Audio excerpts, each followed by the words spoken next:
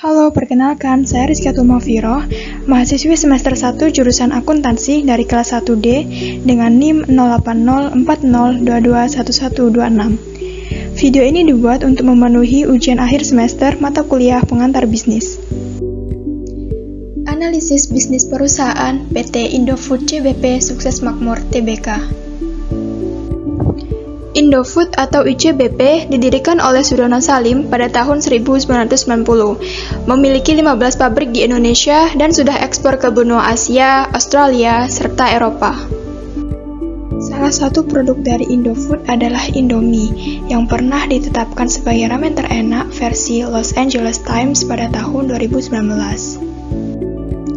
Hukum dagang PT Indofood berdasarkan Akta Pendirian nomor 228 yang diubah dengan Akta nomor 249 serta Akta nomor 171 tanggal 15 November 1994. Indofood merupakan sebuah PT terbuka yang diharuskan untuk melakukan penawaran umum saham ke publik sesuai dengan ketentuan peraturan perundang-undangan di bidang pasar modal. Strategi pemasaran PT Indofood CBP Sukses Makmur Tbk.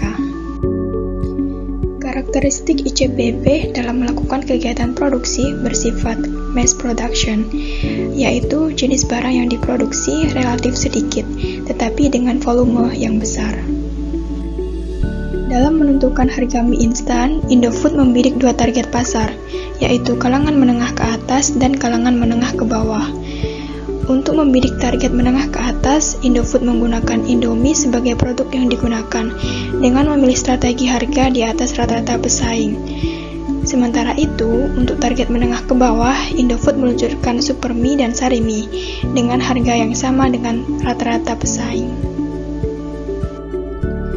Indofood memiliki jaringan distribusi terluas di Indonesia, menembus sampai hampir ke setiap sudut kepulauan. Saluran distribusi yang panjang dan tersebar di seluruh Indonesia membuat produk mie instan Indofood sangat mudah ditemukan baik di swalayan maupun di toko-toko kelontong. PT Indofood melakukan kegiatan promosi pada iklan billboard, iklan TV, dan juga sponsor acara dengan tujuan untuk menguatkan brand image pada konsumen. Analisis keuangan PT Indofood CBP. Pada periode semester 1 2021, ICBP membukukan laba bersih 3,22 triliun atau turun 4,65% dari semester 1 2020, yakni sebesar 3,37 triliun.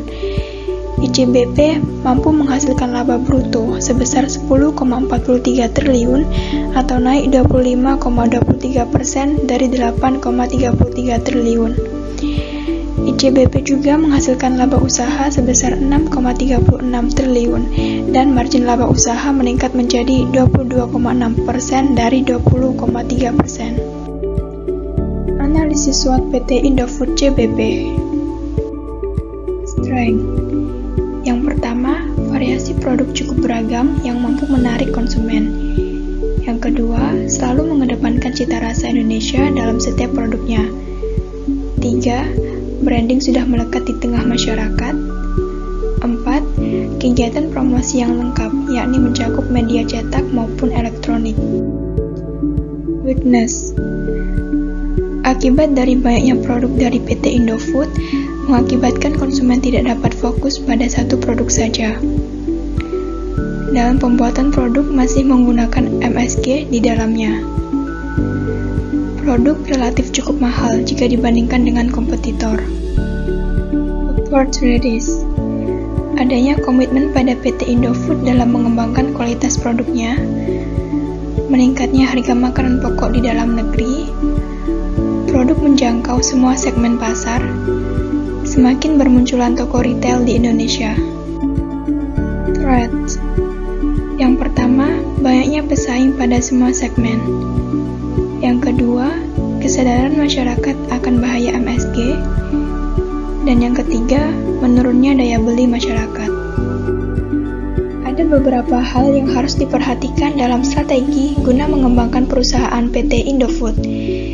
Yang pertama adalah dengan menciptakan produk yang berkualitas. Hal ini akan meningkatkan kepercayaan konsumen terhadap produk yang telah dipasarkan oleh PT Indofood. Selanjutnya adalah dengan selalu mengutamakan keinginan pelanggan. Karena dalam rangka mengembangkan pasar, PT Indofood harus jeli dalam melihat demand yang diinginkan pasar atau konsumen. Dan yang terakhir adalah dengan mengikuti perkembangan zaman. PT Indofood harus kreatif dan inovatif saat ini, dikarenakan perkembangan zaman merupakan faktor yang penting diperhatikan. Jika produk yang dipasarkan tidak mengalami perubahan, dalam arti inovatif, tentu hal ini akan berdampak kepada naiknya intensitas konsumen.